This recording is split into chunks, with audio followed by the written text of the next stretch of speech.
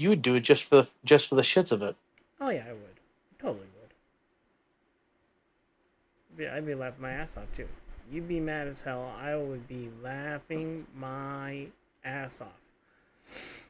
Ladies and gentlemen, welcome to the Let's Talk Call Shop podcast. Today we have a very special podcast as we are interviewing, or Samurai and myself will be interviewing Odds and asking him about one of his characters who you see plastered pretty much all over the screen right now.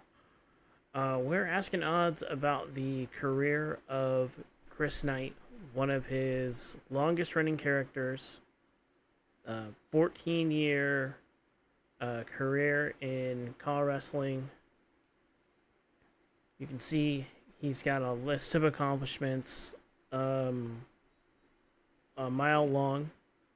And back in the day, he would definitely tell you about it. Yep. He would tell you about it, and then he would never shut up about it. And would remind you about it when you forgot. Uh-huh. So, Good. let's go ahead and get into this. We've got a image slideshow going right now of all of a lot of the moments in his career. So I'm gonna start from kind of from the beginning actually. There's a picture or there are two pictures, one in the bottom left and one in the bottom right corner, with a gentleman clapping and Chris holding his arm up in the ring. Who is that in the ring that you're standing there with? And What, you can't tell? is that That's Wilson. That's Wilson Hammett. Oh, really? That's what? Oh, wow. That's Wilson Hammett? That's Wilson Hammett. Oh, wow. This was the true main event of the last Starrcade, the last Raw Relax Wrestling show on 2K24 on 2K14. The main event: Chris Knight versus the Big Robowski from GSF. And for the final show, because of how much Chris pretty much carried the entire damn show, the world champion at the time, Wilson Hammett, gave the title to put the title around Chris's waist, pretty much dubbing him the pretty much the anchor, the ace that runs the place of Raw Relax Wrestling, the one that kept Raw Relax Wrestling around. Wow. And there it is on the big screen right now. That's Wilson Hammett. Wow. Uh-huh. Okay. And he I had didn't the match. recognize him with all the short hair and the greaser fit. Well, he did. Well, he does have short hair. As you see in the locker room, he had a match prior to that against the Dovahkiin. Yes, I had a mixed show at the time. That's true. The Raw Relax Wrestling was a mixed show of fantasy and custom. Yep. But that's another topic. Honestly. Yes, but I did it at the time because I knew the transition was coming to pure custom. So mine was kind of the last bastion of the era prior, which was fantasy and custom combined. Which was fantasy. Hello, Jamar. How you doing? Hey, Jamar. What's going on, Jamar? You've got some really cool looking belts. There are a lot of very cool belts that he's held over the years. Mm-hmm. I guess my next question. I see that you have done a lot in CCL. A lot of those screenshots are from, or a lot of the screenshots that we have are from CCL. If not all. If not all. What's one of your favorite moments from that Fed? One of your First off, favorite moments. before anything, God rest God rest Eddie Mack. We lost him in 2021, I believe it was. Still shocked to this day. Eddie is sorely missed. Eddie got me my start in the proper call wrestling with the CCL Revolution, as you see down at the bottom with the Chris from SVR 2011. That was from the CCL Revolution. The CCL Revolution was a variation of the original NXT, the game show, but done in a more wrestling style, promos and people voting and all that. That's where Chris got his start. Okay. That's where Chris originally got his start in CCL. Because I did it first with Boa the Constrictor, and then did it with Chris right after I got my feet wet. And when Chris came in, Chris had his OG theme song, which was My Time. Never got the little starting intro that I wanted, but probably was a little bit too much for anyone at the time, which was taking one of the songs from the SVR games that's from Godsmack, that during parts of the song said, the singer says on repeat, "Checkmate." Mm-hmm. I wanted that for the beginning, and then go into My Time. That never came to fruition. I never even got to do it because as time went on, better songs came around. And when Chris became a part of CCL proper, the song that you've heard Chris come out to as of late is the one Eddie first gave him, "Checkmate" by Jadakiss. That was Eddie's. Eddie gave it to him. I didn't like it at the start. It has grown on me. It has grown on me as the theme song. Yeah. It is and that's why Chris came out to it last as the theme song, because that's what Eddie gave him, and I've grown fondness to him. His second song became "Another White Lie" by Voodoo Johnson, which was Matt Hardy's theme song from Ring of Honor. Okay. Then I believe it was Mac that gave him "Checkmate" by VO or Vo, or however you say it. But with CCL, he brought me in after the Revolution, after Chris lost the Revolution. Because my gosh, even a rookie, I still, anyone could tell I knew how to cut I kind of knew how to cut a promo, but I was still young. Mm-hmm. I was still really young. So he brought me in, had my first match against the ring announcer, Christian Gary. And that just spiraled into his long career. CCL national champion, then finally got to the world title.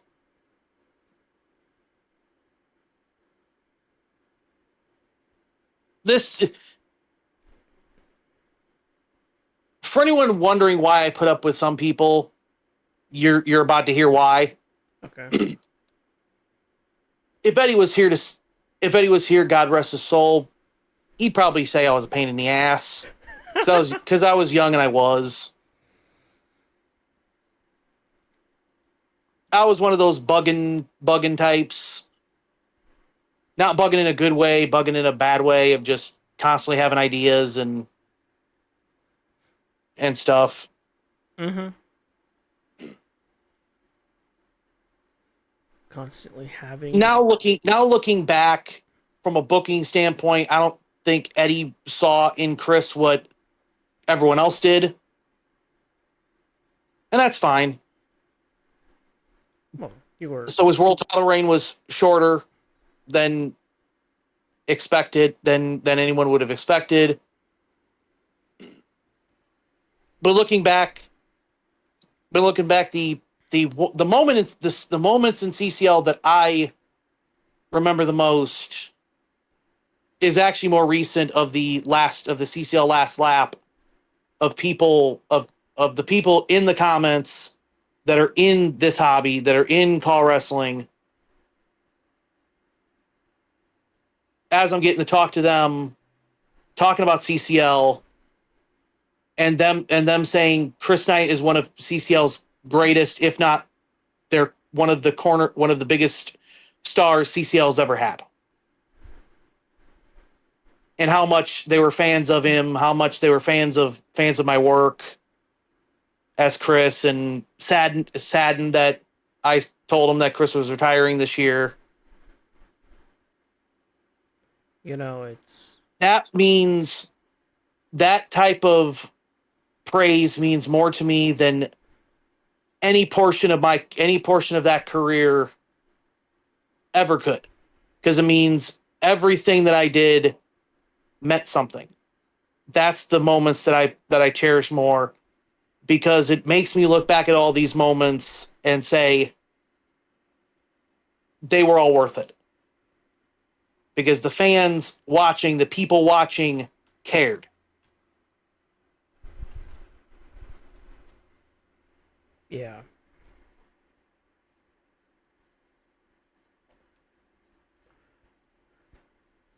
Yeah. Kyle, your turn. I'm gonna go less into the history thing and more just like I guess the thought process behind just Chris himself. What gave you an idea for his moveset and stuff like that? I know he's like the whole submission specialist nowadays. Well, was Nowadays. What was he like? Originally his moveset was that of be unique, be different, use moves that no one's using, use moves that you never see anyone do, you never see anyone pull off, you never see anyone use in their moveset. Oh, there's a clothesline where he does a baseball slide and clotheslines somebody while they're on the ground. Use it. Use things that make his moveset look unique was Chris's original moveset. As time went on, while watching the show Human Weapon, learning about the calf crusher, also seeing Austin use the calf crusher. Mm-hmm. Austin did. Austin used the calf crusher. Yep. Go back and Stunning Steve. the actual legitimate calf crusher. And so pretty much I adapted that into the character. At the time, the calf crusher wasn't in the game, so using a knee bar instead to represent it. Eddie actually named it. Eddie Mack named it the Zugzwang, which is a chest maneuver. Putting your opponent into an unwinnable position. Yeah. I did not. Eddie named it. I didn't know it was a Yeah, chest. Eddie. Well, I knew Eddie named it. I didn't know it was a chest. Eddie named it, and it's a legitimate chest maneuver. My gosh, he probably had to do one hell of a research on what would fit chess terminology that would fit. And originally, Chris's original finisher was the checkmate, which was double underhook, lifting him up, and running into a face buster. As you'll see in some of the clips. I was gonna say I might actually have footage of that. Yeah, some of the videos. You'll see the move in some of the videos. Here we go. Yeah, in the Tron. You'll see it in the Tron. He does it to. Is it that right there? He did it to Christian Gary. He did it to one of the commentators. Of course. He did it to the doc. The doctor, Gary Lockard. Later on in it. So there's a lot of stuff in there of Chris's career. So that was used with create a finisher. With create a finisher gone, obviously that move no longer exists in his moveset. And then that's why I adopted when they put the Project Champa in the game, that's why he adopted that as the Project Endgame, as an update to his original finisher, the Endgame, which was the Blue Thunder Bomb. Because I've always been a fan of the Blue Thunder Bomb, and no one's actually ever used it to win a match. At the time, anyway.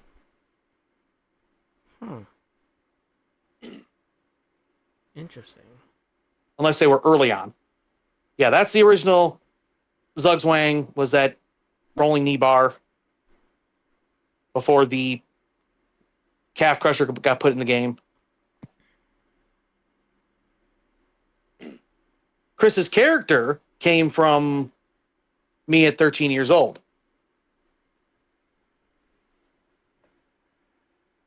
Okay. Watching Tough Enough and hearing Be Unique. Be different. Create something different. And I'm like, well, no one's ever done a chess gimmick. Let's do a chess gimmick. And I created a chess gimmick. Went through a bunch of names. Chris. And then went through the chess pieces. Chris Queen, Chris King, Chris Bishop, Chris Pawn, no. Chris Knight. That rolls off the tongue. Chris Pawn. Yeah. Chris Pawn, damn. I was 13. I was going through every chess piece in the game in the game of chess. I know, it's amazing though. Because surprisingly enough, I'm actually a huge chess. I'm actually a chess player. Not on any professional level, but I do play chess. And I'm a fan of the game, and I do play it. That's so Chris's character. So I was like, no one does a chess gimmick. Let's do a chess gimmick. And the character has evolved since then. I'd say you've done a very good job with that chess gimmick. Yeah, Chris definitely has his shirts. It's like, oh no, not that shirt. This character has a lot of attitude, if you guys can't haven't noticed. You don't see if you haven't noticed, that shirt was based off of the Rock shirt at the time, which was Boost Asses. Yes. Okay. There was something that you have told me in the past, and that was that it was how Chris met Cleo and how they became a team. Is this the infamous match where they became a couple? Like this match? Yes, because I believe she comes out at the end of the match. No, this was Eddie's hype stuff. Okay. Hyping up the return of the season and hyping up characters from the season. Okay. Like Chris Knight here. Okay. Cleo started with Chris in Raw Relax Wrestling. Oh, kind of an idiot. 2011's one where it was Chris versus Emperor Maximilian. Now I say he's Maximilian. Back then he was Emperor Maximo. And Cleo was the Emperor's. For those wondering if there's any connection to the Empress, there is. Julia Sabina is canonically the little sister of the Emperor, if I remember right. But nevertheless. Okay. Cleo, the story was there's somebody interrupting the Emperor's matches, known as the Lady in Black. She just wore all black clothing, and because there was no intergender, they took away intergender away. So especially with cutscenes. So use the masked assailant, So they the had one with the one with the cargo pants, the so one they with the yeah. They had a guy running around in cargo pants with a mask on, pretty much. yep. And it's that's the creativity we had to have at that point, folks. Yep. For the so it's the lady in black. Who's this lady in black? Ends up being Cleo, and obviously the cutscene of the kiss between Cleo and Chris, and they became a couple, and Cleo officially turned heel,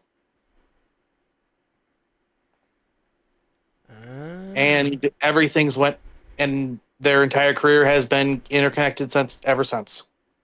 Mm-hmm. When Chris first came into CCL, that's when Eddie brought in Cleo. With Eddie Mack on commentary, God bless him, with the greatest call in the one of the greatest calls ever that I will forever remember. It looks like Chris has some jungle fever Gosh, because that's Chris Knight's girlfriend. mm-hmm. Cleopatra Spinks. That's Chris Knight's girlfriend. God bless Eddie. God bless Eddie. One of the greatest calls I've ever heard. Phenomenal call. Also, hi Tekken, how you doing? Hey, Tekken. What's up, Tech? Tekken with the damn odds. You still got footage from way back then. It pays to have it pays to have freaking feds that I was in. Yeah, have feds from all the way back then. At least you have people that actually save their shit. I've got one video. Well, yeah, Eddie's stuff is all of Eddie's stuff is still up there. I've got one video of a CAW that is up, and that's it. But I'm not gonna go into that. The Trons are up there. All these Trons that I sent them, they're all on YouTube. There's a lot of other Trons on that thing that I sent Beetle. The ones that the Tron, the Chris Knight Trons that I sent him. That channel has a lot more other Trons up there. Yep. CCL still has everything up there. It still has everything. Even if you want to check out the last episode, the last show CCL ever did, the CCL Last Lap, all those parts are up. The last laugh is on my The last lap. LAP. Okay. Yep. The last lap is on my watch list because I do want to see it because you've hyped it up quite a bit. Cleo's for only match out of retirement. Yep. For that alone, it'd be worth the see. Just Cleo's only match out of retirement. And as you can tell, Chris did spinning back fists back then, which is why in his last match he did a spinning back fist. Rookbuster. And that's the end game. But as you can tell, this is something for any expiring call rookie out there. Do not name all of your freaking moves. Do not name your entire freaking move set, and then expect everybody to know every name of every move you have.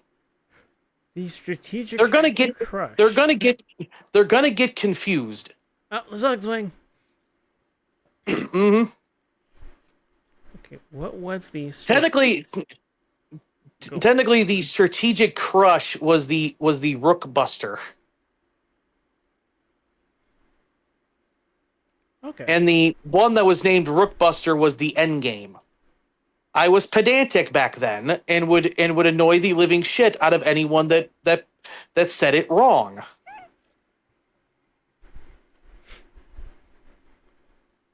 Do not do this. Yeah. I think this has been said in private conversations. Do Yes. not do this in any way, shape, or form. Do not bug the living crap out of CAW Fed owners because on commentary they screw up one of your move names because every single move in your arsenal has a name. Yep. Keep it simple, stupid. Have only That's your just finishers named. that's just some of the things that I've learned over the years. Oh, also as a Fed owner myself, I'm gonna add to this really quick. As a Fed owner myself, if you're gonna send a call to someone, don't send them a character that has 5 signatures and 5 finishers. That's 10 moves that they have to remember. It's too much. I know the game allows it, but don't do it. Or have a very The only difference is, I Unless, think, would be unless like the 5 moves are the same damn move. Exactly. If just variation of the same move. if they're the same move done in different parts of the Mm-hmm. of the ring, where it's like one from the top rope, one from the middle rope, one from the springboard position, one from standing, Mhm. that's fine. You can have that, but don't send them 5 unique moves that are all different, that all have different names, because I guarantee you that Fed owner probably has another at least 20 to 40 other people with finishers and signatures that they have to remember. Mm-hmm. So trying to remember every single one of your finishers every single time is a bit difficult. Just throwing that one Yeah. out there. This feud, I wish I could have done more with it. I had other stuff. I had other stuff planned. I had other promos planned. I even made a T-shirt that said "City is the STD of call wrestling. Let's find a cure." God damn it. Bringing back the old school Chris T-shirts. In a way, Oh my god. I was too busy. I was 2K14 was out at the time. 2K24 was out at the time. Mm-hmm. I wanted to get out of 2K22 as fast as humanly fucking possible. Yeah. For those that know, I hated 2K22 Yes. Yes. with a undying passion because I had to work with it. So with that game, so I wanted to get out of it as fast as possible. I was super busy trying to get Starcade out or get to Starcade. I forget which. So I just didn't have time to do more promos. Yeah. Q did the best he could with what was left. Well, I can tell you right now, I did have a chance to message back and forth with Q yesterday, just a little bit, and I have the list of championships that Chris won in BMH. That's the BMH World Title, the BMH Tag Team titles, which in this video he's currently the Tag Team Champion with City, and they're fighting each other as Tag Team Champions. Oh, that's the one belt I forgot from that long list of moves of belts that the son of a bitch has won. Well, actually, there's one more, and that's the BMH International Championship. That's on the list. Oh shit! All right, I gotta read. That's on the list. All right. Well, that also makes him a Triple Crown winner in BMH. It's one of the few to do it. That was another comment that Q had made when I was talking with him the other day, about it. You've also had feuds with both Jax and Crash, in the past. Yeah. Do you have any BMH? Are there any BMH legends that you would have loved to have seen Chris fight? Oh, speaking of BMH. Yep. Other Q. Thank you. What's up, Q?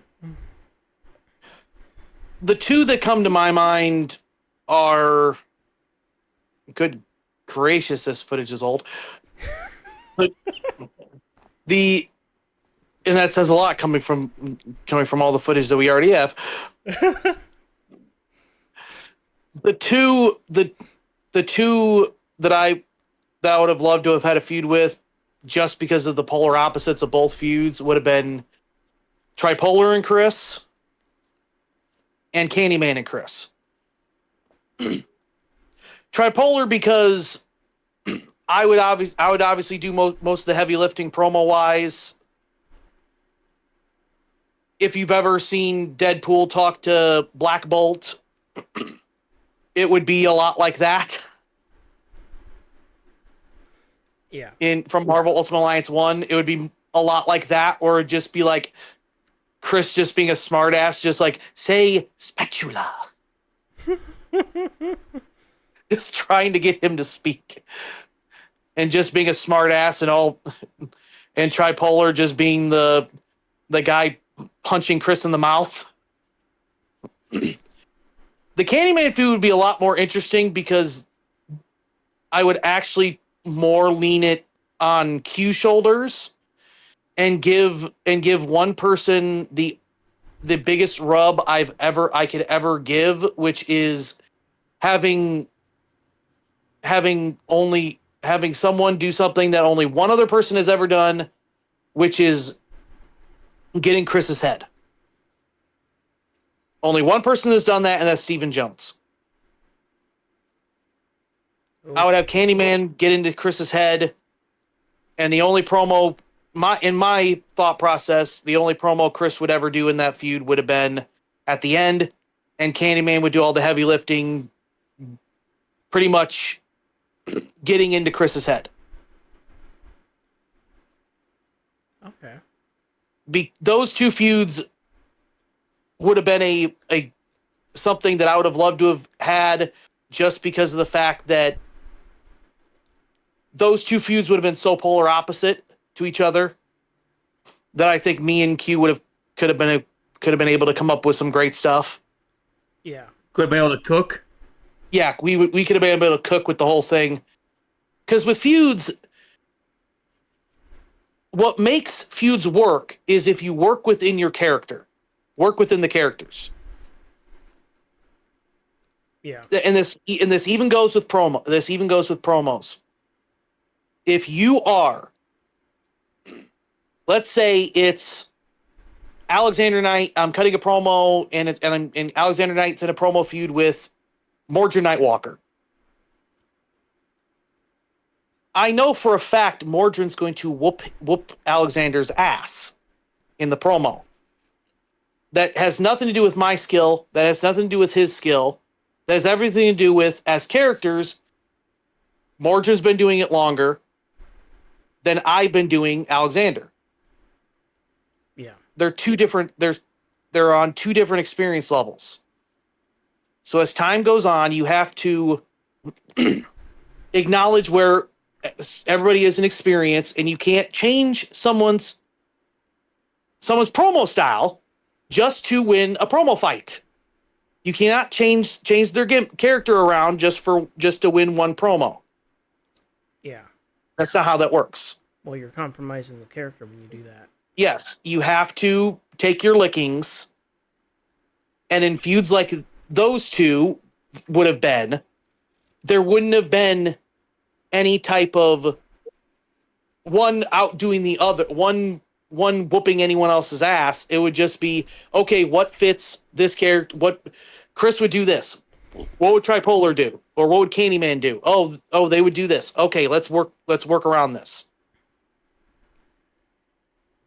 Let's do what fits both characters. Yeah. What's something that no one's ever seen before? Or what's something that we can push that other people haven't done with Chris's career? Is that the kind of stuff that happened behind the scenes with the Chris and City feud? Like, would you and Q get together and talk about, like, okay, what can we do with this? Yes. Okay. Yes, in a way, but a lot of it was off the cuff. Okay. That's why if I would have had time, there would have been more to it, because it was all very in generals. Okay, do this. Okay, we could do this. Da da da. Promo wise, he didn't know what I was going to say. I didn't know what he was going to say. We knew kind of the gist. So it was very old school kind of feud. That's why during that time period when I couldn't say anything, really, I was chomping at the bit and pissed off that I couldn't because I was too busy finishing up trying to finish up CPW in 22 to do anything. Because of the fact that I knew that this was a once in a lifetime feud that could have been like a Ray Giddis type Chris Knight Ray Giddis feud in the verbalness of just going back and forth forever. Yeah. And I haven't had that in many, many years. So I was I was always chomping at the bit to continue. And by the time I got free to do anything, the feud was over. That's just a bit of a regret, but the feud was still good as is. I'm just a perfectionist. It's one of my favorite of the stuff that I've seen in the out of your entire body of work with Chris. Out of all the stuff that I've seen, the Chris Knight City feud was probably one of the most memorable out of it. And that goes, kudos would have to go to both of you on that, because the way that it played out, the promos, to me personally, the promos in that feud felt very natural, from coming from each of you, and to hear that that's how you guys did it, it now makes sense. You know, he would say something, you would say something. That makes a lot more sense as to why it worked so well. Because the crowd was... It's one of the few times, I think, where I've seen the audience be split and not know who the... who to root for in the feud, because both characters... What you said, the more traditional sided with the more traditional BMH sided with City. Yeah. Which is... It's... Newsflash, Chris has been in those situations before. Chris... Another thing we'll probably get to at some point is his GSF run. Mm-hmm. Yep. I battled GSF's entire roster in promos. It's like Chris has been 1 against 100 before. It's like there's not, that's not anything new for him. It was just I had to decide between staying in the 22 hellhole and not getting to 2024, or finishing up 20, or staying in 22, staying in the 22 hellhole and finishing the feud, or getting out of 22. And my mind instantly went to, let's get out of 22 as fast as humanly possible. Well, yeah. And then that was also, like Q just mentioned in the chat too, he took a year off after his 22 seasons. He took 24 off. So, I mean, there was an entire year where where nothing happened with it. But still, with the time that you guys had to do it, it was one of the more memorable feuds for me. Oh, yeah. I think if it would have continued the way we wanted it, honestly, I think City probably could have been one of Chris's greatest verbal opponents, right up there with Ray.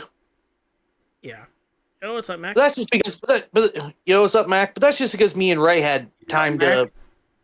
That's because me and Ray had time to shoot the shit and just go back and forth more. Yeah, there was also more time between GSF shows, I think, because he would do them every couple months, the way that Ray did it. For story designer, I think so. Yeah. I think it was like one show a month, I think. Yeah, like he would, and then even later on when he was doing the edited stuff from 18, that man was in 2K18 for years. Mm-hmm. 2K20 came out and he was still in 2K18. Yeah. But I don't blame him. That game was perfect for what he was, for his style of editing. Let's go ahead and talk about Ray, since you brought his name up. Uh-huh. I was going to bring up a question about GSF. You had told me in the past, like you had just said, that you would promo his entire roster. He'd have you promoing his entire roster to learn, pretty much. No, that's how he measured where you were in your promo skill. To figure out where to put you on the card. Exactly. So So when Chris got in there, it was putting his ass to the fire. And as I said, as Chris in his last promo, or I think I got to this part. I don't think I remember saying it. I had a lot of drafts of the final promo of just Chris never succeeded. As much as Chris I like to brag as Chris that he did well against everybody. Chris got his ass kicked by a lot of people in those promo fights. well, that's how you learn. I wasn't. Yeah, but that's how I learned. That's how getting your ass kicked will teach you a lot of valuable skills in promo fights. Because a promo is like stand up comedy. It's like a insult comic. Yeah. You have to do better than the other people involved. And with Chris, he was on a certain level.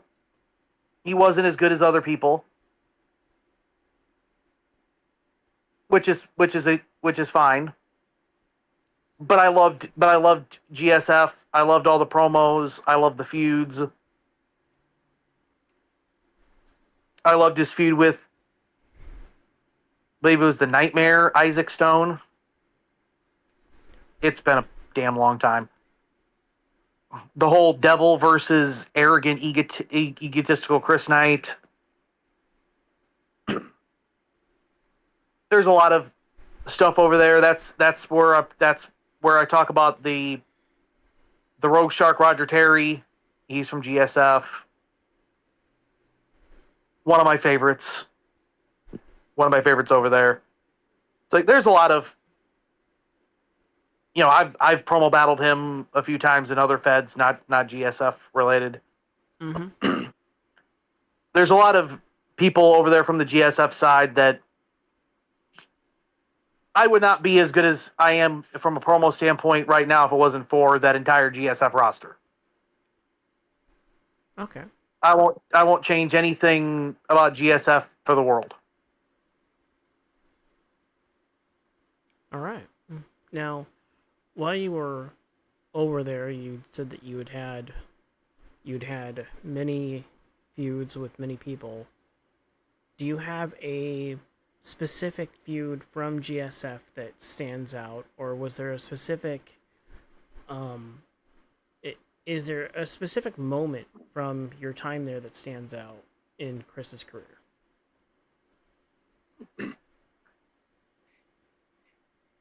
The feud with Isaac Stone stands out to me, because it was just so unique and different. But the thing that really stands out to me is for the reasons not the reasons that people would think.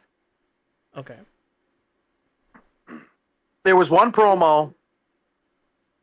It was for when GSF came back and was on YouTube.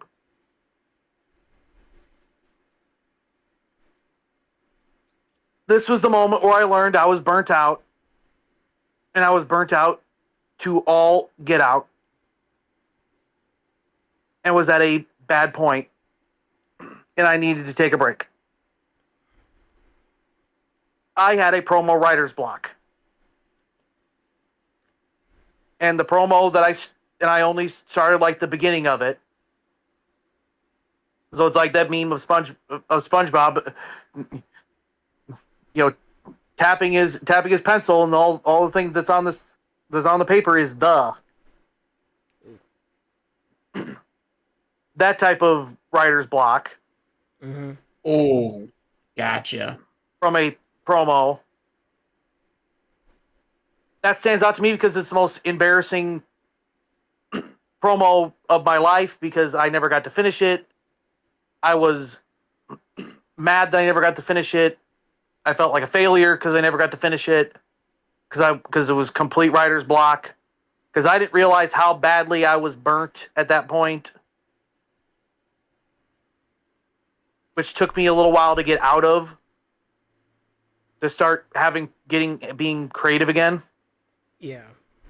from a promo standpoint. Some of it had to be just redoing Chris's entire promo style in a lot of ways, sticking with the same blueprint, but rebuilding the house.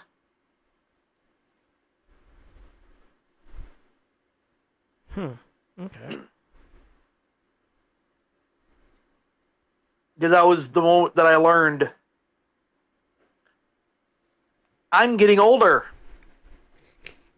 that old young teen that little teenager with a teenage rage don't exist is not going to exist forever. The teen angst is going away. The teen angst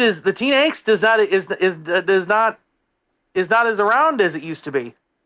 Yeah. It fizzled out. It died out. It's going away at a quick rate. Now It was dying out, and I knew it. That's why for the longest time, here's a secret to Chris's promos of how I've kept going with them for so long. Holding all the pettiness in and all the anger in from years past. And I know what anyone's going to say. That's unhealthy. No shit. Yeah. Yep. Why do you think Chris is retired?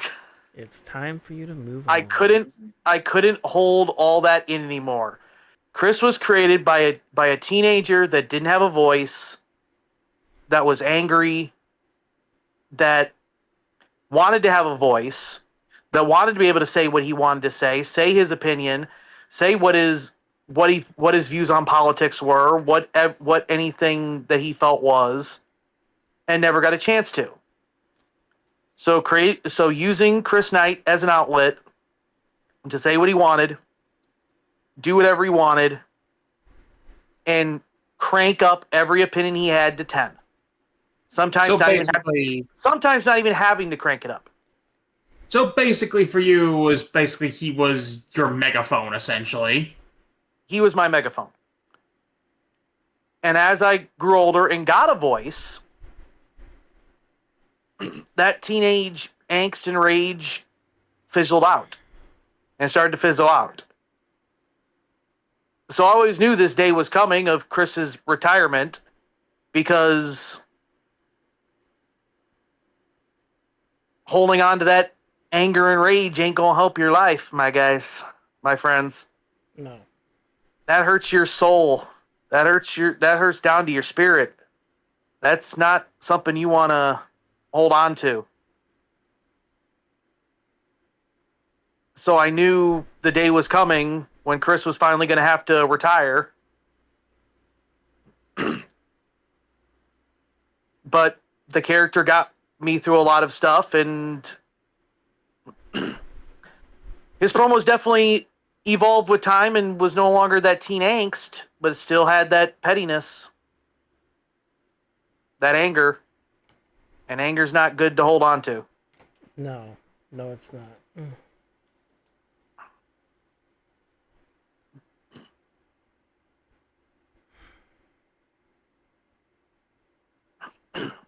So, I feel like we're at a fairly good transitioning point in this next video that's about to start.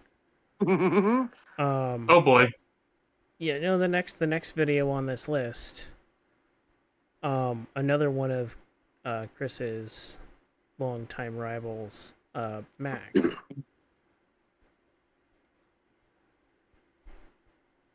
I love Mac. I love Mac. Our first promo stuff was in Raw X Wrestling, believe it or not. Oh wow. Before Starrcade, it was the pay-per-view before it. It was Mac versus Chris. It was one of the first times I talked to Mac. Dev King James Mac versus Chris. The promo back and forth wasn't the best, but we didn't know each other really at the time. and obviously he was getting Chris over. I think Chris won by a fluke, Mm-hmm. if I remember history correctly. So now, when I started to know Mac more, Mac brought Chris in. He does live stuff, so Chris kept retaining his damn title,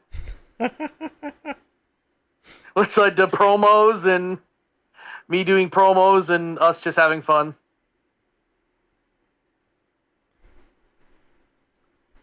Now, if I may kind of interject for a second, I know we're going to talk about some of your past feuds. Has there been like a feud with Chris you wish you could have like done more with besides the city feud, or someone you could have like wished you feud more with, or something like that? Do better with? Yeah. Ooh, probably Max Young. You're not just saying that because I'm the one that asked the question, right? No. Because I would have saved that for later. I would have saved that for later if I knew that Max's entire moveset was based around leg strikes. So probably you wish you would have. So I would have saved all the good stuff that I was doing in the feud for when Max was able to beat Chris's ass for all of the things I was doing. So basically, you wish you had waited until I actually figured out Max's moveset a bit better. Yeah. All right. Also, we have Q with a question in the chat. Mm-hmm. It says, which era of Chris's career was his most important? I'd have to say his early years with GSF, CCL, Raw X Wrestling, that PS3 era, SPW, was so crucial to his career because that's where his foundation was. That's where his foundation stayed. And that's where his foundation started. Because without that foundation,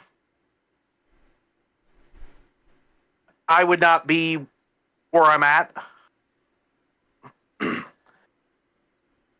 Even things that I didn't look at, I looked at differently at the time. At the time I looked at it as probably unfair. Now I would look at it as, yeah, I understand why he did it, and probably here's why. And that helps me with CPW, that helps me with a lot of other feds that ask for help and advice on people that are being a pain in the ass.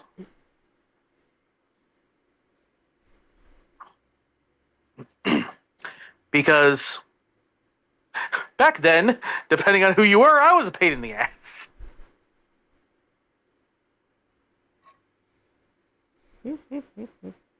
I will always say his rookie year was most important because that cemented his foundation and cemented friendships that some of them are still there to this day. And even if I talk to some people that I haven't talked to in years, it'd be like we never stopped talking.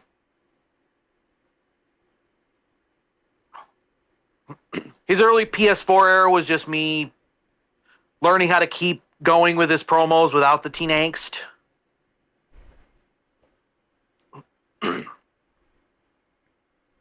So for me, it was more of an embarrassing period. That's just for my personal thoughts. What about the last couple years of his career? The twilight phase. I don't know if that's the right word for it. The last run of his career. The last hurrah.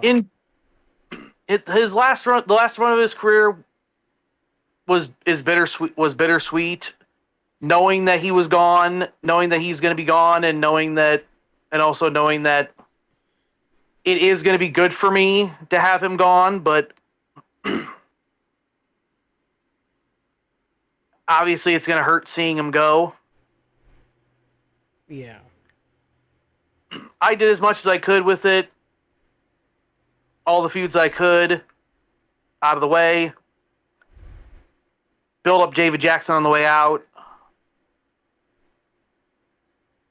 Unless it was on somebody else's show, Chris never really won a world title at the end of his Twilight career. For me, unless, like I said, unless he's on another show. No, he didn't. I think the last title match he really had a chance for was like the Ring of Iron tag team titles as well. I know that within the last couple of years, he has been. Mm-hmm. He was a tag champ with City, BMH.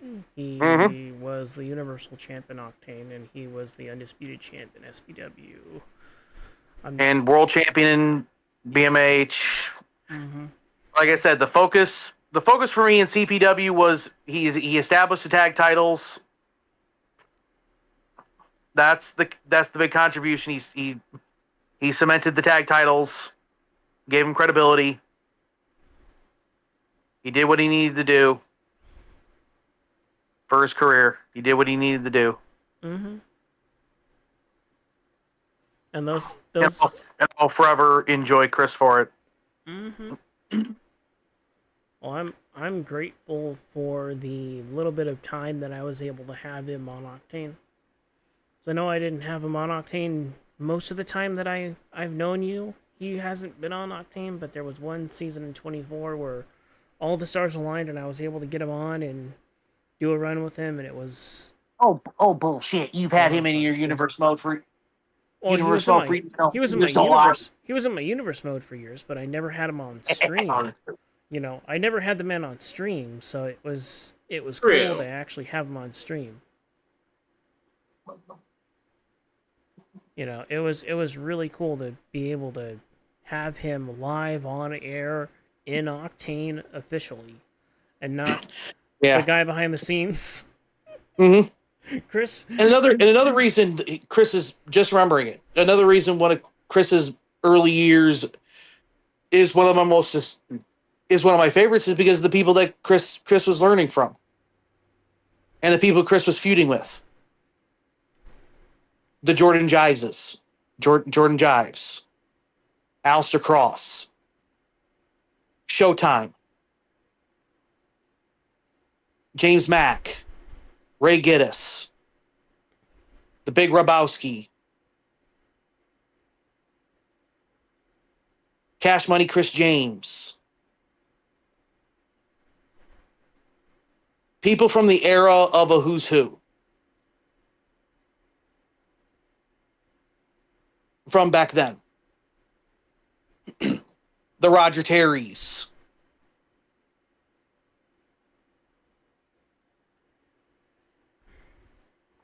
It was a learning experience that I will never forget. The top stars at the time, pretty much. Mm-hmm.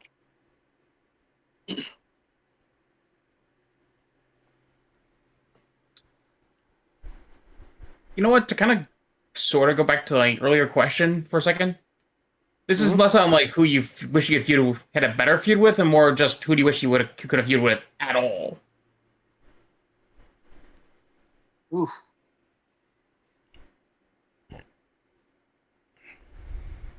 We're gonna feud with it all. I'm talking like you could choose like it's like you could be someone you already feuded with like call creator wise, but just like a call of theirs that you wish you would have like had Chris go up against or something, or just someone you never fought at all.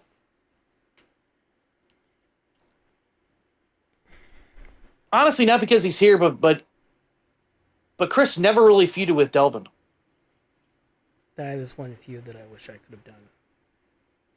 I Chris never really had a feud with Delvin. I really wish that when, and I kind of told Samurai this, and just before you got on the call when we were setting everything up, one of the feuds I wish I personally could have done was that right there too. It's Chris versus Delvin, and I when 24 was going on, I had Delvin in other things, so it never crossed my mind to even have them face off. And then when you announced his retirement, it was one of those I had already switched over to 25. I didn't have Chris in 25. If I had the time, I would have reached out and said, "Hey, let's do one match, at least. Let's set up a feud and do a match." But did Chris ever? This is going to be a weird question, and I'm going to get yelled at by somebody later on, most likely. You had to ask him that. You already know where I'm going with this. Damn you, Brody. Yeah. Damn you, Brody. Why'd you have to ask that? Did Chris ever feud? Ever feud with Monk? Or do you have any favorite feuds from SPW? Because that is another one of the videos that made the list. So, but it's an entrance from Jamrock. I'm not saying what Jamrock it was, for reasons. But if you could have my N-word. Shut up. It is that night, yes. It is that night. I'm not even kidding. That's when that footage is from. The night I was plastered beyond belief. Anyway, if you could have any feuds in SPW with any of Monk's characters, who would you have Chris go up against? Or It would have been Monk. It'd have been Monk. It never happened. Okay. Chris battled Showtime, promo-wise, back and forth. Back in the days when it was back and forth promo-wise like that. Never got that with Monk. Never got that back and forth with Monk. Never got that promo fight with Monk. Would love to have had it. That feud would have been interesting and fun. Is that something that you would be interested in pursuing with Alexander in the future, since he's the next generation of Chris, possibly when when I'm better promo wise with him, but There's a reason why you have Gibson with him right now. Yep.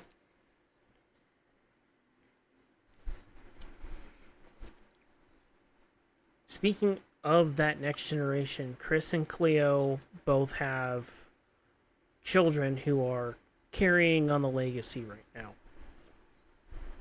You've got Alexander, who's teaming with, or who joined Gibson's army, and then you have someone who I've gotten to know a little bit better, and that is Sarah.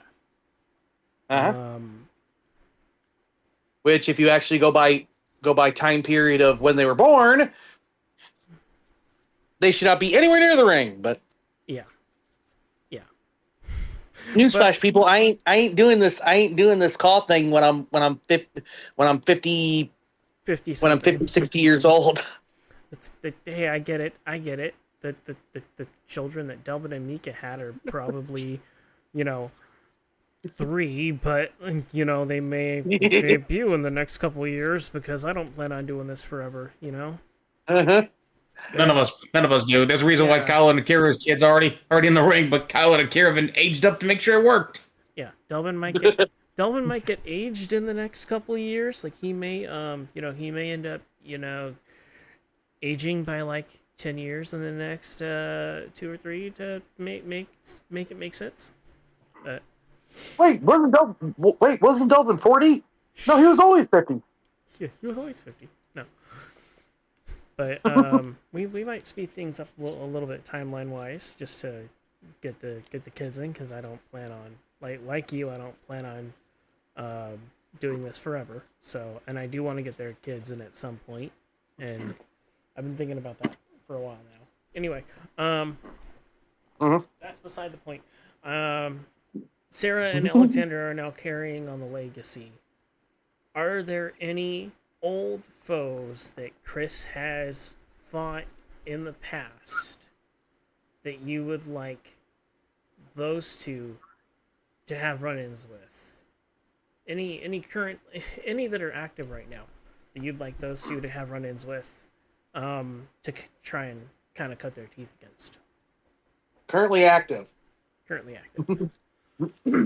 I know that that's a dwindling list because Chris has had a 14-year career, and careers in CAW normally don't last that long. With Sarah, it's not. Obviously, she wouldn't run into anybody from Chris's past. Yeah, that's true. She'd have to run into people from Cleo's past. Yeah. Yeah. But I would say one with Alexander would be Kyle.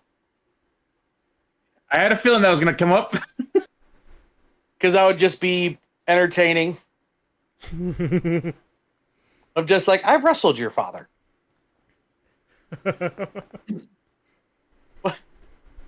I don't know why you have an issue with him. And I'm the one that was fighting him. I fought him like twice. Actually, yeah, I think Kyle and Chris never fought twice. Once in the tag match and once one-on-one. Yep. That's crazy.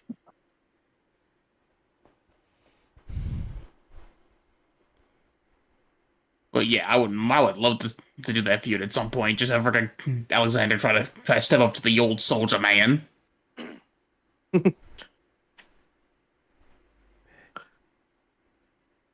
Any people on that list that Chris never got to fight that you'd like to see Alexander potentially take on in the future? Oof.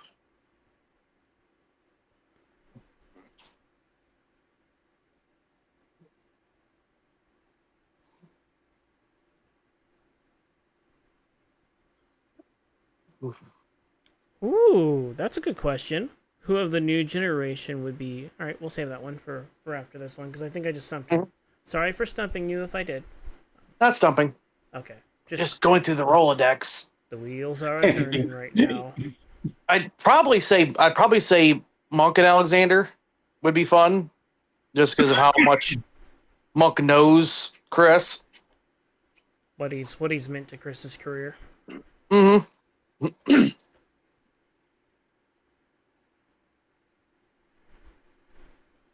And that'll happen sometime in the pipeline. That would be cool to see, actually. That would be really cool to see. Now, moving on to the next generation, we're going to go to Q's question here, which is who of the new generation would be someone that Chris would want to feud with of any promotion? If he could... If his knees didn't give out and he didn't have to have that double knee replacement and he could go for another that was a great year. That was a great reasoning. I loved coming up with that reasoning for his retirement. For a man who built the later half of his career on tearing his opponent's legs apart, to have double knee surgery, that was genius. Yeah, and also for anyone watching his matches, what is one of the moves that Chris does all the time? What's one of his finishers? The calf Project Endgame. Project Endgame, isn't it? Yeah. What does he land people on? Their knees. His knees. His knees. Yeah. So what would be torn up after all this time? His knees. Bingo. And I find it ironic though. The man literally is known for picking apart people's legs, and he's now had a double knee surgery and has to retire because his knees no longer want to function in the ring. So that being, but when it comes to the modern generation, yes, of the modern grouping of characters,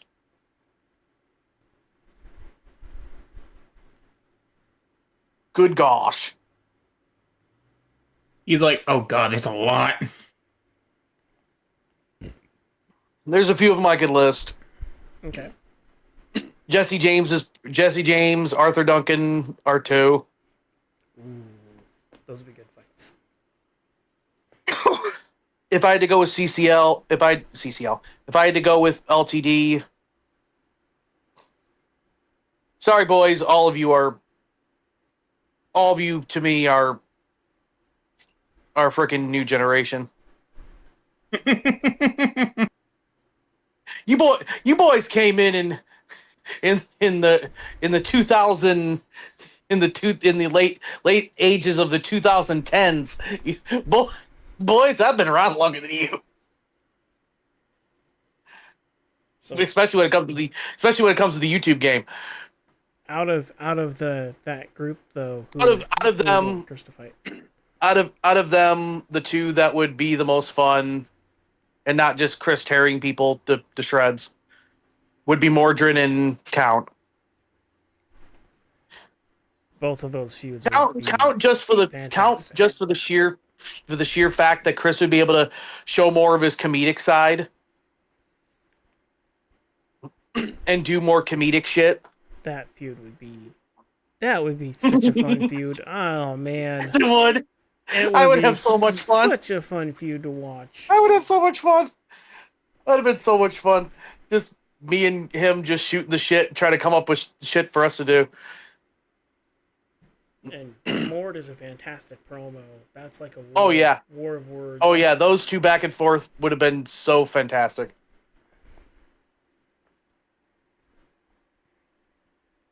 Mort is so good.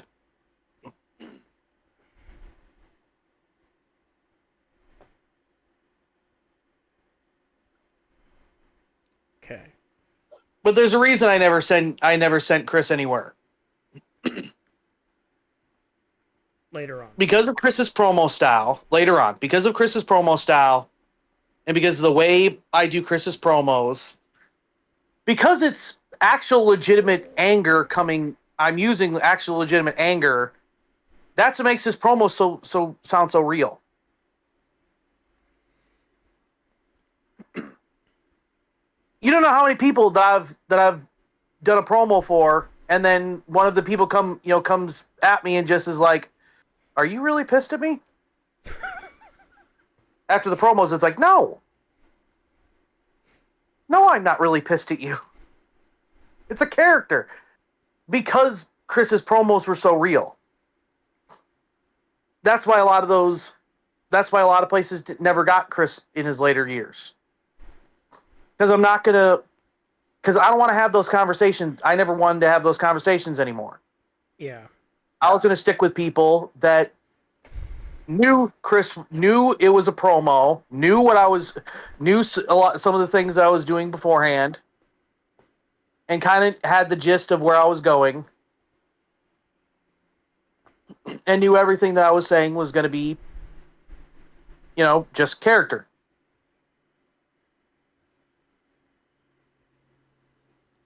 I didn't want the headaches. I didn't want the drama. And to be fair, with my experience in promos and on YouTube, a lot of the people in CC, a lot of people in LTD would be pretty much like children compared to me. Yeah. I'd be the daddy of promos while everyone else is sitting there asking for uppies.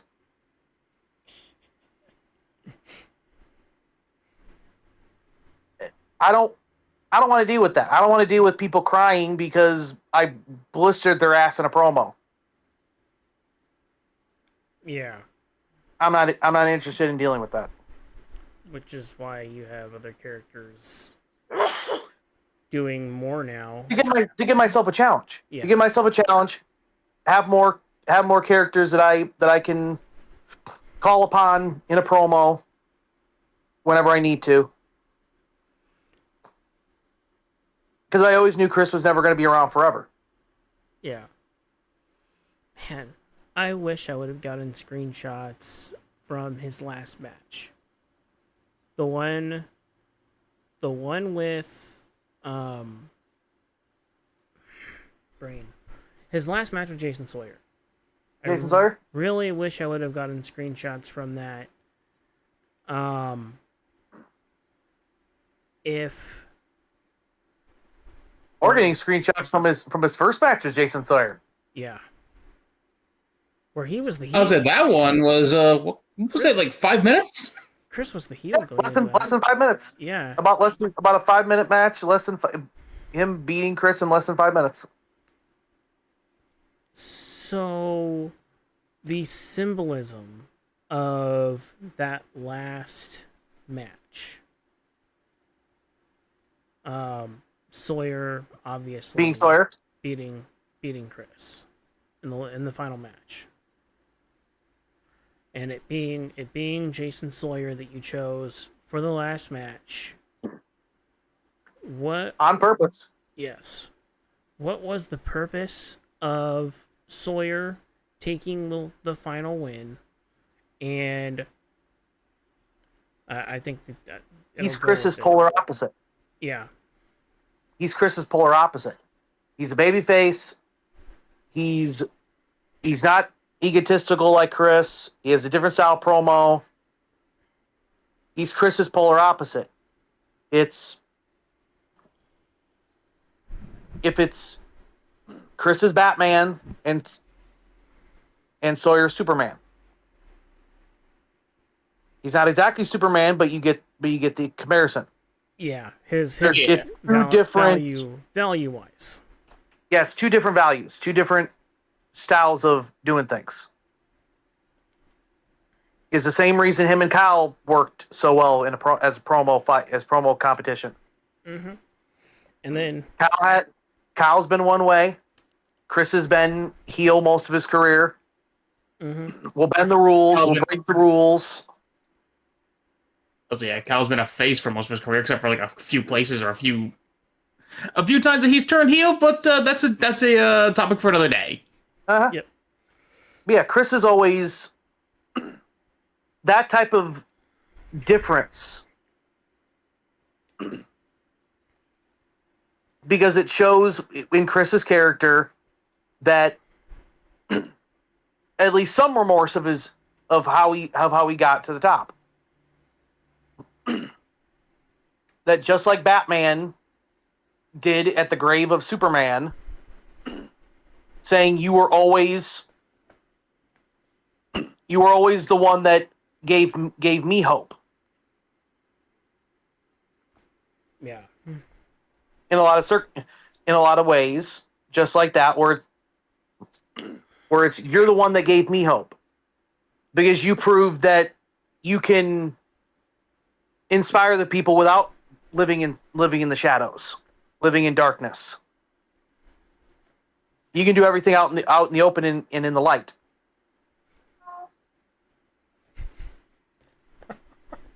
That's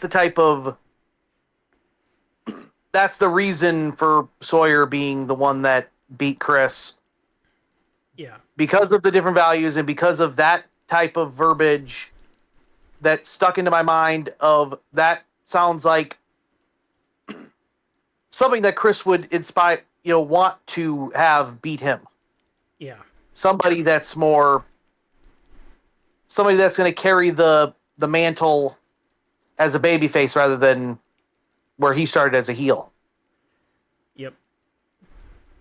You wouldn't want to promote someone like American Phoenix who's a heel just like him.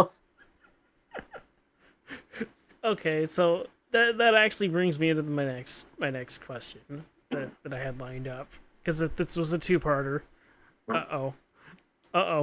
This is a two-parter. So then we have Q in the chat with another question. Probably Cleo. Anyway, this is a two-parter question for me though.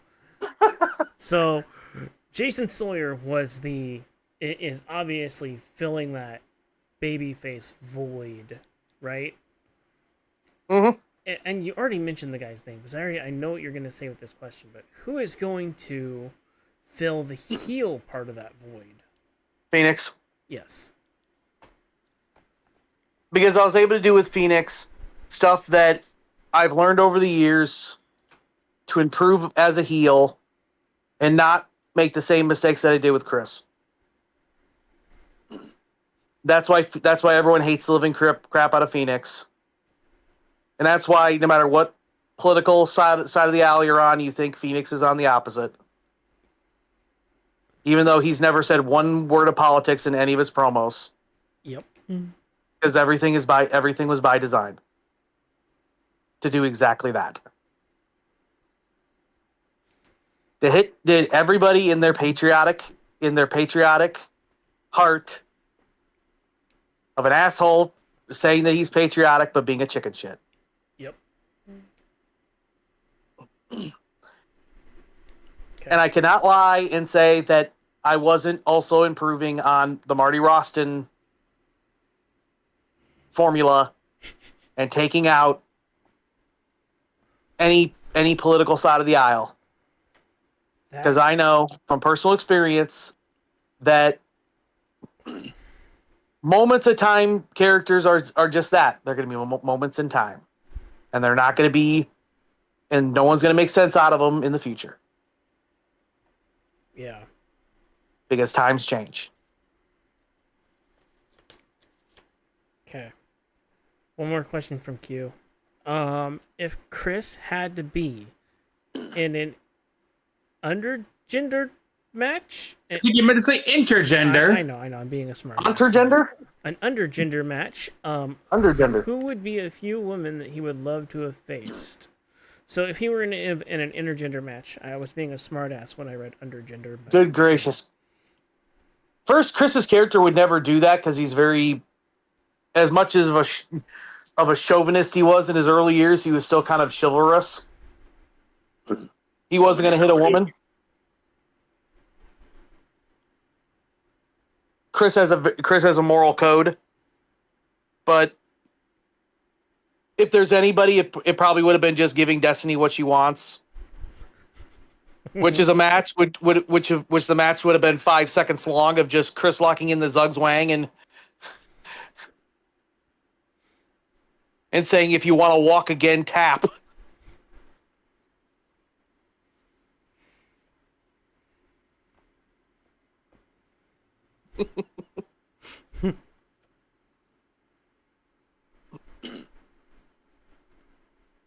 Okay. So it would have just been Destiny at that point. Mm-hmm. I know Beat was being sort of a smart ass earlier by saying probably Cleo. That would have been a matchup for a different place. Yep. Probably the bedroom, but that's the thing about Chris and Cleo. I made it that Cleo was Chris's better half. Cleo was what Chris isn't, which was calm.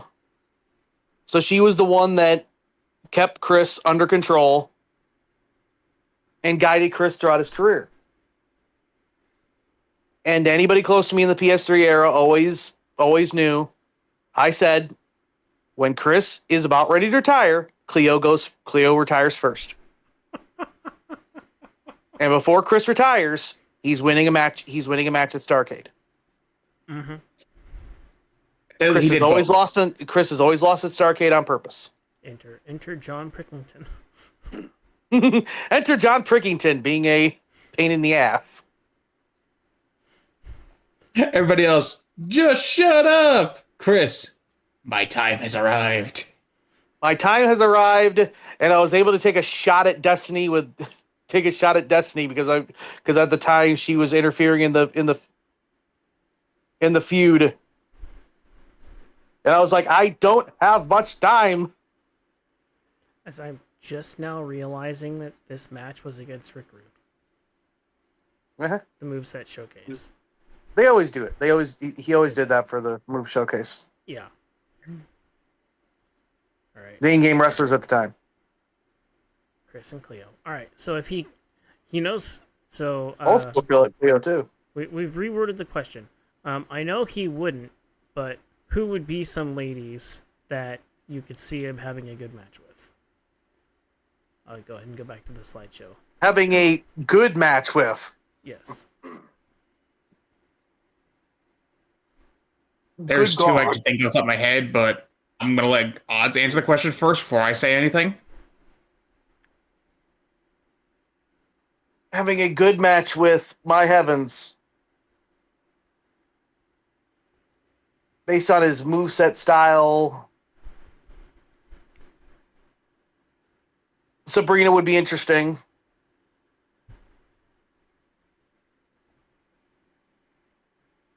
any of the Samoans would be interesting from BMH. The FOs. The Afoas.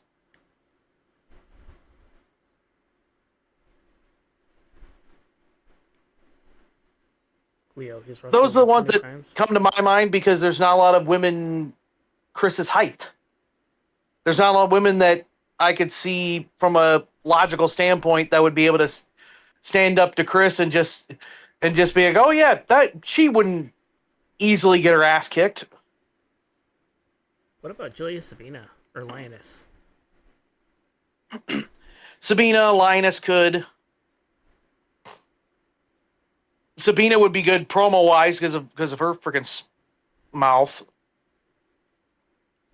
But that'd be even a different style of promo than Chris has ever fought verbally. Can I make my thought, I guess, for this one? Dude, Yeah.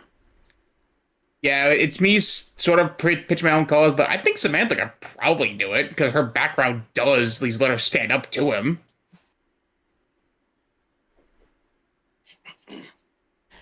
yeah, but Chris's mindset would be, okay, little one. How tall Zugzwang, is he again? 6'4". Okay, so he's a decent bit taller, but at the same time, though, I don't think Sam would really back down from that. Because she's faced people about his height, if not taller, before. So it would be a underdog fight, but Chris would still go after the leg, Zugzwang. Try to finish it as fast as humanly possible. Because with Chris's character, he don't like fighting women. He doesn't like battling women. He may in his early years he was kind of chauvinistic, but he still had a lot of respect for women. Okay.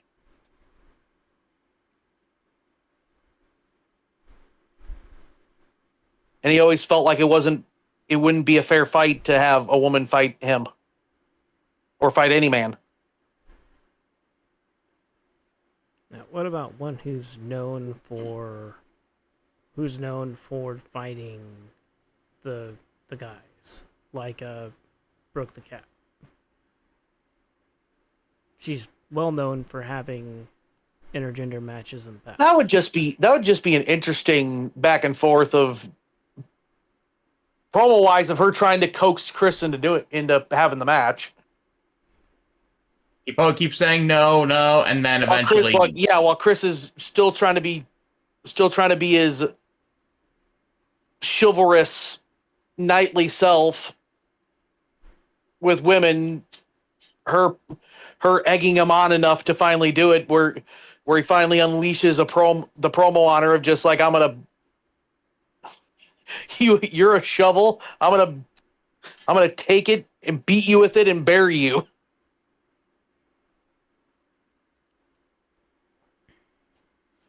Because you kept poking and poking and poking.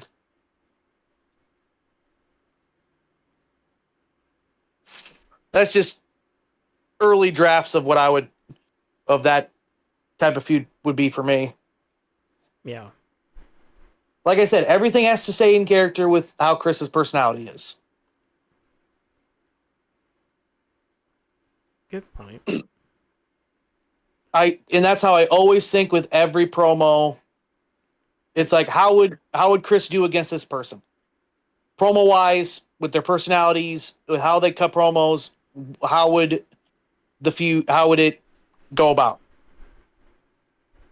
Is that how you approach every character too? Where it's kind of like, how would this character react in this kind of environment? You know, like for You always have to. You always have to look at how this character would react in this environment. How good would they go? Would they be able to promo certain people back and forth? Depending on the character, would anybody even make sense out of anything that they have to say? Yeah, 'cause this is it's My God, one of the ones that crack me up every time is just thinking about how Stephen Jones would be in LTD. oh god. That makes me laugh every single time because no one would understand his promos. Yep. I would have so much fun just fucking around with people. What happened to Stephen Jones? We stuck him in cryo so he couldn't bother us, but the chamber broke in 20 Year 2100. in 2100. Now they're stuck with him. He cryogenically froze himself. No. We intentionally cryogenically froze him because he's mentally insane and we needed to get rid of him. But the chamber broke. Like, oh in 21. shit, now it's broken. Yeah, Fuck! He's back. The chamber broke in 2100 and he came out of cryo.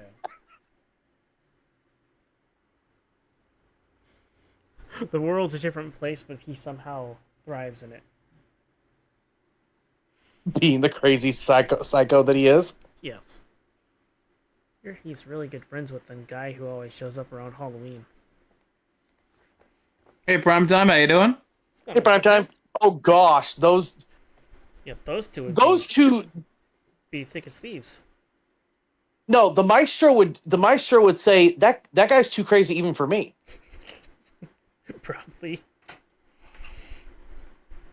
The thing about Stephen Jones is he don't give a crap. Oh, I know. He is.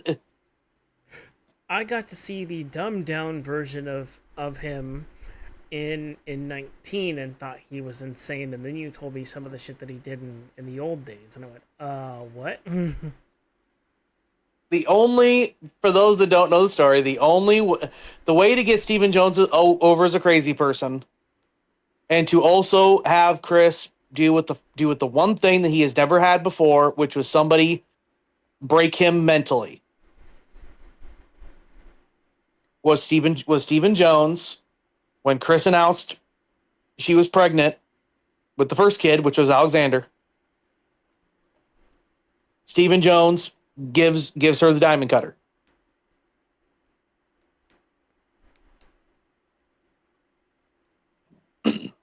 Chris, in story, is waiting out in the parking lot with a double barrel shot, with his custom double barrel shotgun, ready to blow Stephen Jones to hell. And in one of the greatest segments that I wish I would have kept, which would have been able to have video of, Ray shows up, and all there is just an eye to eye between the two, a stare down, and and the only person to speak after a while is Chris saying, "Okay, you handle it. But if you don't handle him, I will." A conversation done in silence of just two people staring at each other, been feuding for years and know each other enough that they don't even have to say words in order to speak. Yep.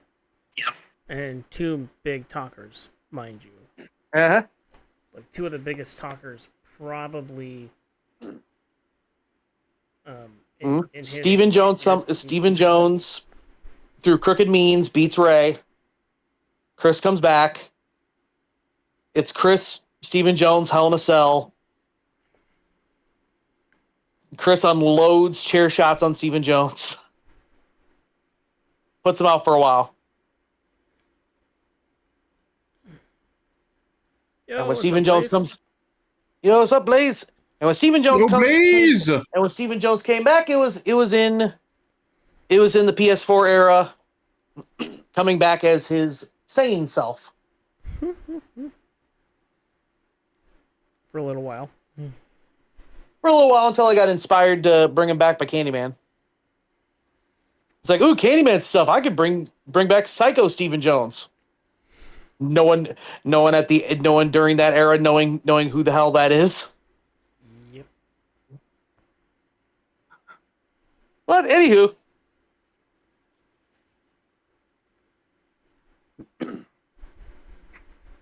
All right. Well, he had a 15-year long career. Sorry, the last image I had was 14 years strong, so that's why I said 14. But um, Thousands 15. shirts by the end of his career. It's like 12 years, 13 years, 14 years. And for the final show, it was 15 years strong. Shirt. So 15 years. See, even in this one it says 14. That's what I'm like. In the thumbnail it says 14. Anyway, back on track.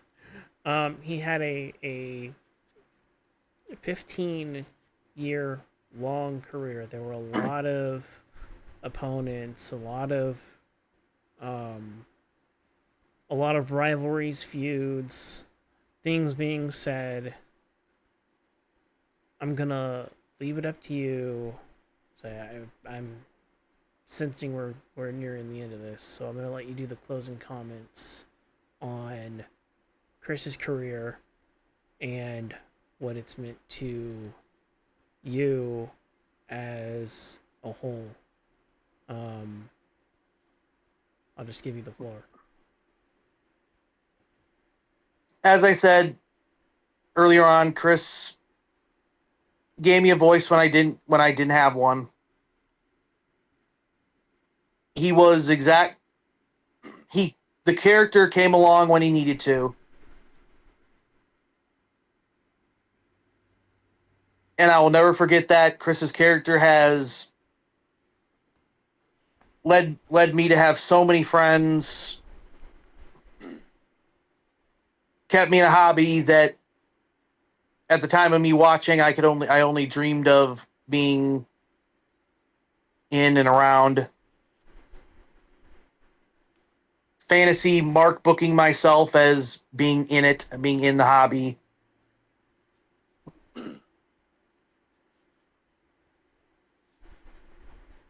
It is crazy to think that that I've inspired some people to start their own feds or even get into this hobby with Chris's career.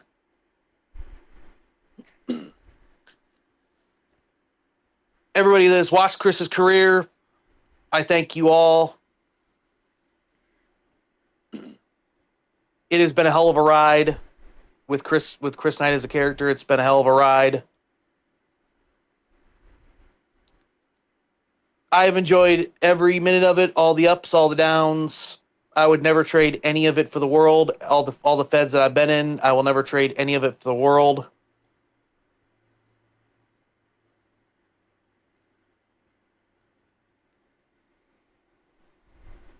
This is a hell of a road to end his career on, but he went out like he wanted, like a character like him would want to, on his sword.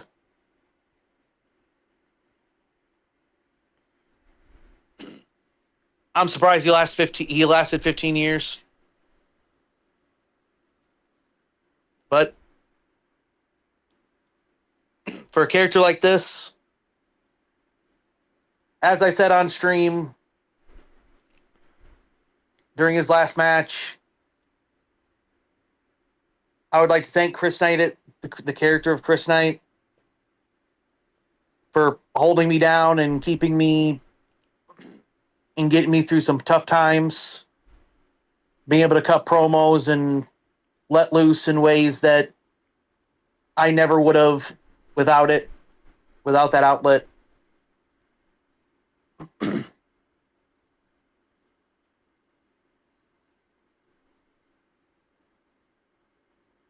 Thank you for all the times, big man. He'd probably tell you to fuck off. And thank every single one of you for enjoying his entire career. And everybody that has ever said Chris is one of their favorites, from the bottom of my heart, thank you. You have no idea how much that means to me. For a person that didn't think anyone was watching, or didn't think enough people would give a shit about his character, I am very thankful that people have given an actual rat's ass about him. And that I wasn't just screaming and yelling into the void. I have to tell you, man, his last match was I know it was an emotional roller coaster for you, but it was for me as well. It was It was hard knowing that was it. You know, that was the final time we were going to see him on air. Yeah.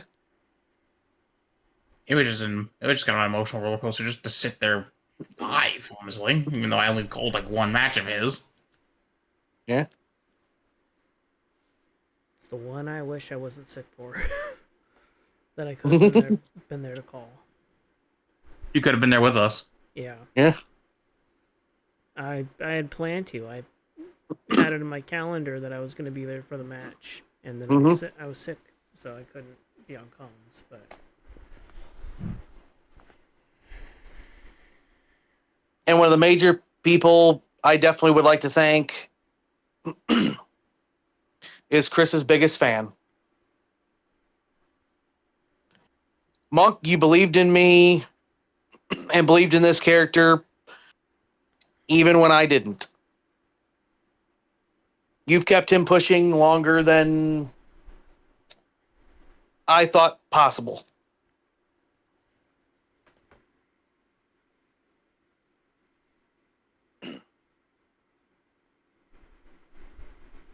I'd like to thank you for always being a fan of his. Just like everybody else that's been a fan of his, I thank you all for being a fan of Chris's character.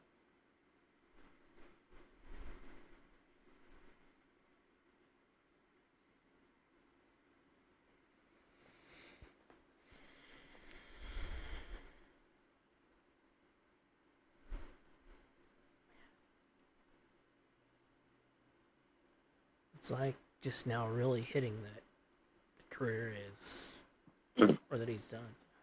You know? Over? Yeah. Mm-hmm. It's just now hitting like a ton of bricks. But Yeah. Yeah. Wow. A 15-year ride I wouldn't change for the world. With promos that everyone can learn from. Mm-hmm. A lot of them are still on YouTube. Either with CCL or on my channel with me. A lot of Chris's promos. They're just solo videos.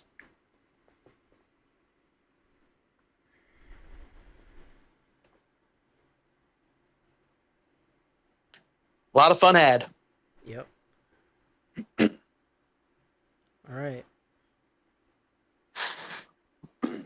As the character, I ain't out of his character, I ain't done yet. Oh, I know. That I'm happy about. Yeah, I know you're still. Chris may be done. I ain't done. You ain't done yet. A new era has begun.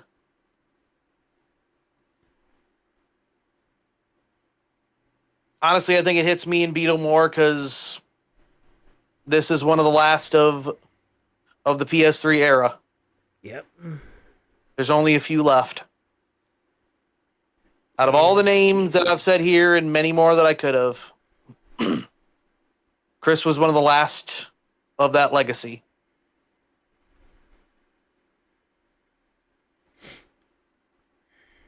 And it's now.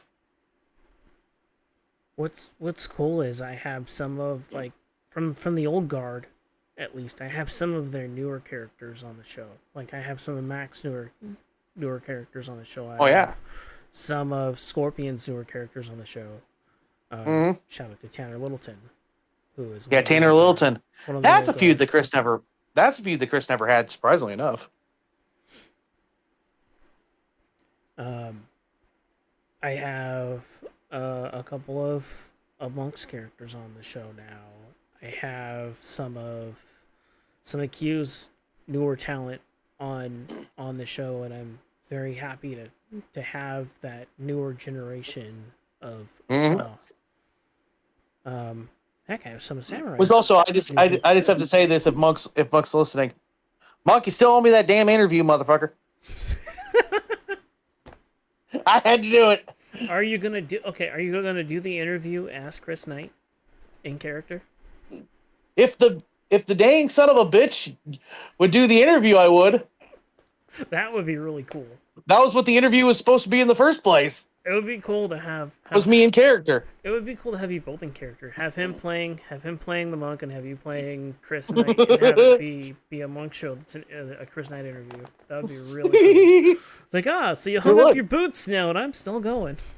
That would be amazing. Damn, you do?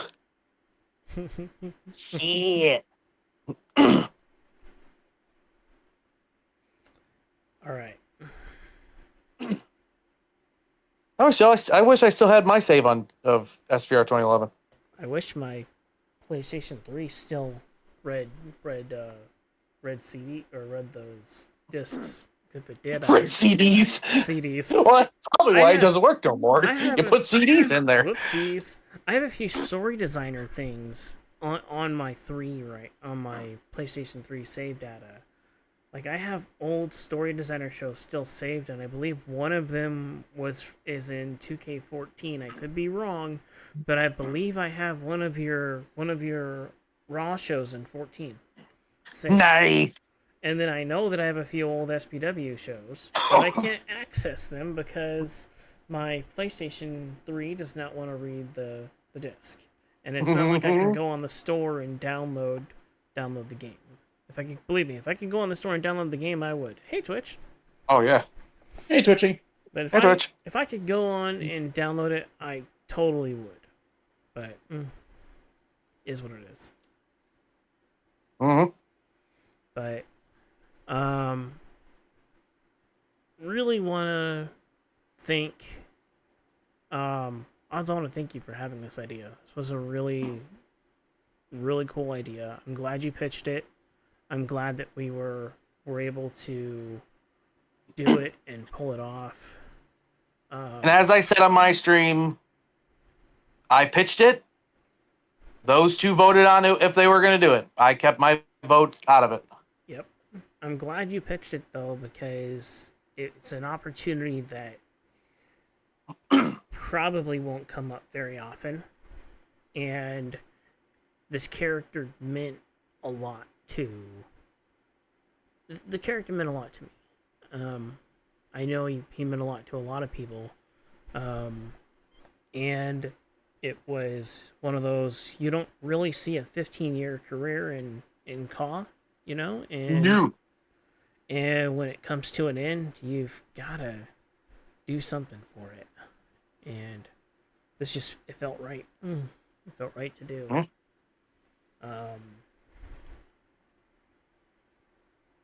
Yeah. Just. I am blessed to have been able to have a 15-year career with one character. And you still got a few more with the rest of your roster, sir. Holding you to it. Pretty much. I ain't done yet. I have a few more years left.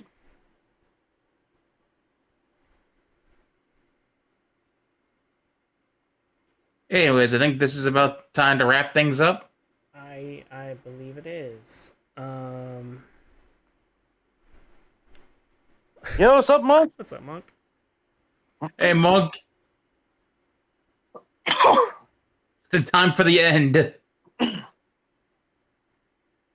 Oh, he's been listening. Mm-hmm.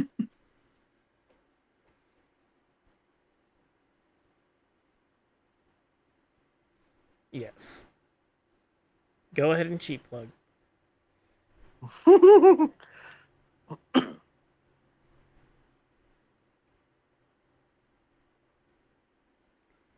Drum roll, please.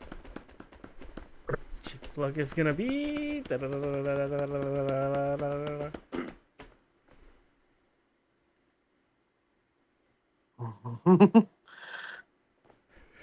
Are we being trolled?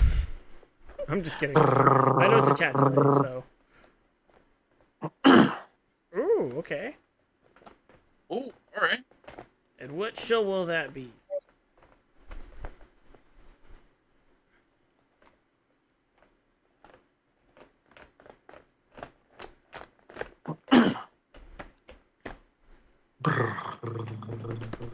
The drum roll is still going. Near, Dun, near, dun, near, dun, near, dun. near, near, near, near, near, near, near, do, do, do, do, do, do, do, do, do, do, do, do, do. Bum, ba-bum, bum, bum, bum, bum.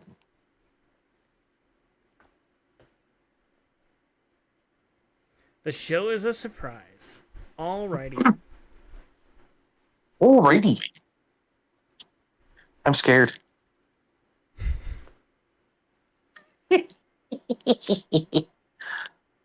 Well,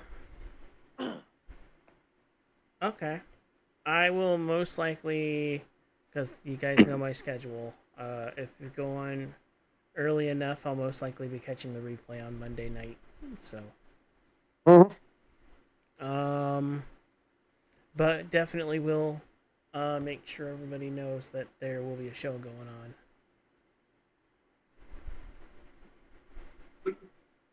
No, don't be scared. It's me, OG.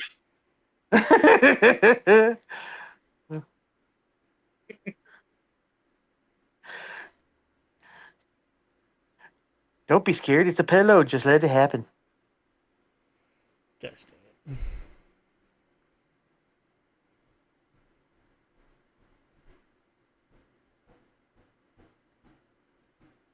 it.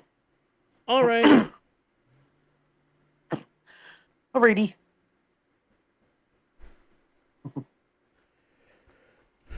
Okay.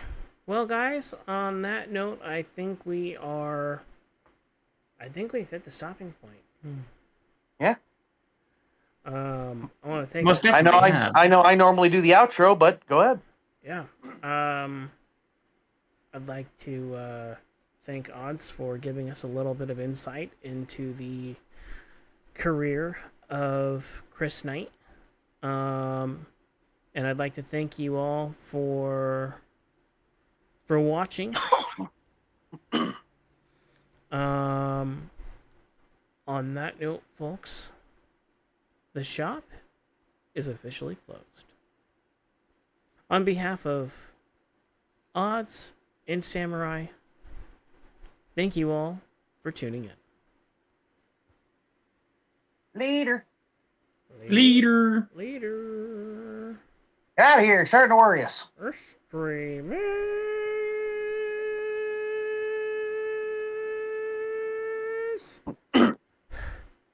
Dead. Bye, everybody.